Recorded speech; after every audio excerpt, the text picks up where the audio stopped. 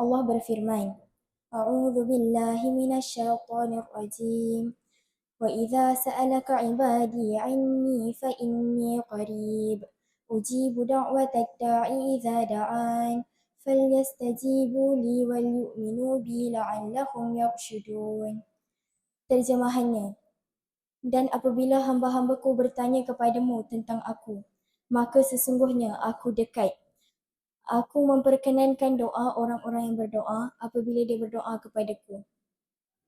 Maka hendaklah mereka menyahut seruanku dan beriman kepadaku agar mereka mendapat petunjuk. Cuba kita bayangkan sekejap, dalam dunia ni, bila kita nak cari seseorang, kadang-kadang susah. Kita call kawan, mungkin dia tak angkat. Kita hantar mesej, mungkin dia lambat balas. Nak luahkan perasaan pun, orang tak sempat nak dengar. Tapi Allah tak pernah tinggalkan kita. Dia jawab sendiri, aku dekat. Bukan jauh, bukan perlu perantara, bukan kena tunggu giliran, tapi dekat. Sampai bisikan hati kita pun Allah dengar. Sampai air mata yang mengalir waktu malam pun Allah tahu kenapa. Kadang-kadang ada orang dia rasa malu nak doa sebab dia banyak dosa. Tapi ayat ni turun untuk hapus rasa tu.